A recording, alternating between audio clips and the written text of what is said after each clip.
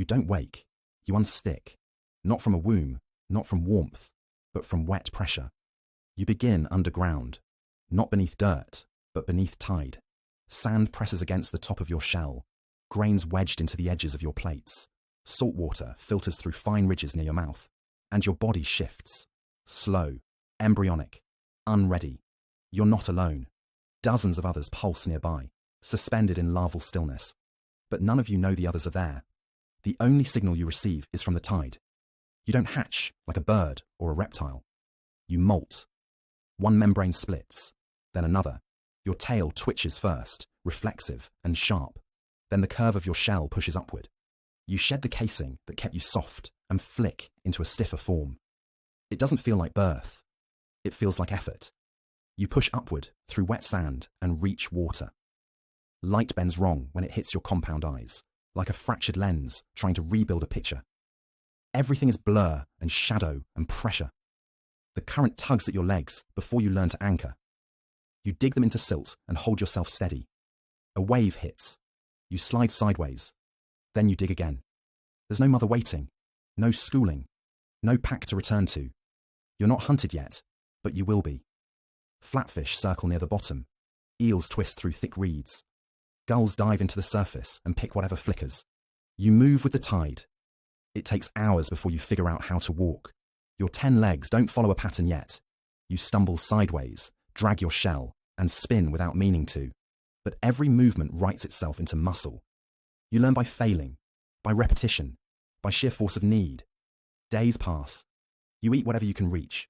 Worms, algae, microbes stuck to pebbles. Your mouth is a set of moving parts underneath your body, like the underside of a mechanical trap. It doesn't chew, it grinds. You eat constantly because you must, because energy is the only currency that keeps you alive. Then the sea pulls back. For the first time, you're left dry. The tide recedes and the world tilts. Heat bakes the exposed sand. Gulls walk the flat shore with eyes sharp for movement. One sees you. It steps closer, watching the glint of your shell. You freeze. It stabs. Its beak strikes the side of your shell, slips off, then hits again. The impact knocks you sideways. Legs flail, tail swings. You push down and flip once, then back. The gull stabs again, but another crab wriggles nearby, and it turns toward the easier target. You survive. But part of your shell cracks. Not enough to kill. Enough to remind you that nothing here cares whether you succeed. You molt again, and again. Every few months, you shed what no longer fits. The seam splits behind your head, and you pull yourself forward through the narrow tear. It's slow. It's dangerous. Predators watch for the soft. You emerge vulnerable every time. The old shell stays behind, an empty mirror of what you were. You leave it buried by tide. You've shed 16 versions of yourself, each left behind in sand or scattered by tide. Most others never made it past 3. Too soft, too slow, too soon. You grew just enough. You are almost full size now. The carapace on your back stretches longer than a man's forearm. Your legs push deeper into the silt. Your shell carries barnacles and scars. The water pulls at your joints but doesn't move you anymore. You anchor too well now. You are not fast. You are not agile. You are not designed to chase or flee. But you are built to endure. You follow the tidal memory, the invisible signal etched in seawater that guides your species home. You don't know why it pulls you, only that it always has. Other bodies gather beside you, males, dozens, then hundreds. Their shells are smaller than yours. Their tails flick constantly, adjusting balance. You all follow the same pull, the same route, toward the shallows that emerge only twice a year. Breeding season. The reason your species has survived for more than 400 million years.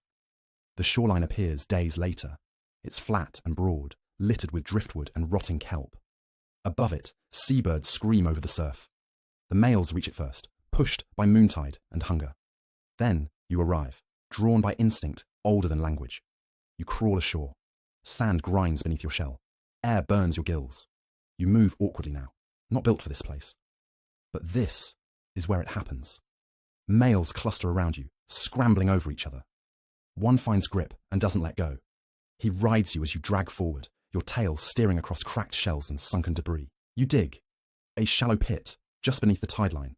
Then you deposit eggs. Thousands. each the size of a raindrop. The male releases his genetic mist over them as you cover them again with sand. The tide hasn't yet returned, but you both know it will. You crawl forward. The male holds on. Another attaches. You don't shake them off. That's not how this works. Your body becomes a vessel. The process repeats, pit after pit, egg after egg. You don't count them. You only keep moving. Then the tide returns. Waves push over your back and bury the sand again. Eggs rest beneath it. Hundreds will dry out. Thousands will be eaten. But some will remain. The ones buried deep enough. The ones that hatch. The ones that learn to dig like you did. The males drop away once water lifts your body. Some will fade here, under the gulls, ripped apart before the next tide. But you drift back into deeper water. You survive. You don't return the next year, or the one after that. You don't need to. Not every year. You feed. You rest. You stay in water too deep for most predators. You grow algae on your back. Then you feel it again. The pull. You return to shore. Not the same beach, but one like it. Flat, broad, familiar. Again the males find you. Again you let them cling. Again you dig and spill and cover. You repeat this 6 more times across 10 years. And then, one day, something changes. You reach the shore, but your legs move slower. One joint sticks. Your shell doesn't gleam anymore. It's cracked in 2 places. Barnacles cover your tail. You dig, but it takes longer. You release eggs. Not as many. You keep moving, but the male slips off. Not by choice. You wait for the tide, but this time it comes too late. You stay buried just beneath the surface. Air burns your gills. You try to shift, but your weight is wrong. The sand holds too tight. The sun crests higher, and your body doesn't cool. A gull finds you. It pecks once, then again. You don't move. Another pecks your eye. The shell doesn't resist. You fade, facing the tide. The water returns the next day. It pulls the sand from your back and lifts your empty body like driftwood. It carries you outward. You float until your shell sinks and rests again in the seafloor, blank and lightless. You're no longer part of the story, but you've left it behind. Hundreds of tiny shapes, buried deep, begin to move. Days pass, or maybe weeks. It is hard to tell anymore. The sea has grown warmer. Not in the soft spring way, but thick, stifling. The current no longer moves the same. It lingers, heavy with salt and plastic, threading between your legs like forgotten netting. You crawl toward an estuary, where river and ocean fight in silence. Here, brackish water laps over garbage, cigarette filters, bottle caps, stringy algae that wraps around your claws. You pause beneath a floating plastic bag.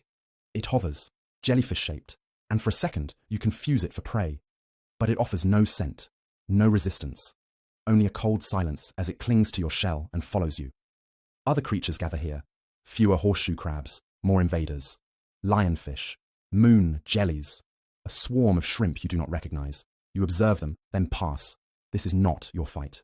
Your shell is now ridged like cracked porcelain. Time has carved its story into you. Scratches, chips, old breaks, healed wrong. But still, you walk, always forward.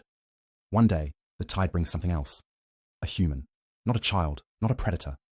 A figure in rubber boots, crouched low, hands hovering just above the wet sand. She doesn't touch. She just watches. Her breath forms small clouds, her eyes wide with something between awe and guilt. She follows as you move, not close enough to threaten, just enough to observe. Then she marks something in a book and disappears with the tide. You're not sure why she came, or if she'll return, but you remember her. You move on. Your tail no longer moves to steer.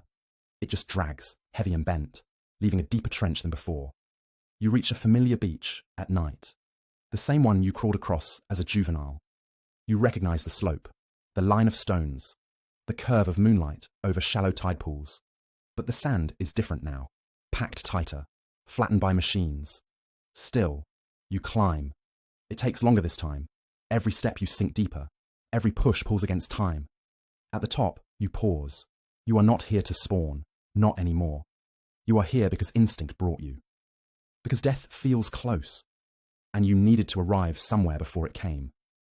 You dig, not deep, just enough to feel the earth wrap around your lower shell, just enough to let the tide wash over you one last time.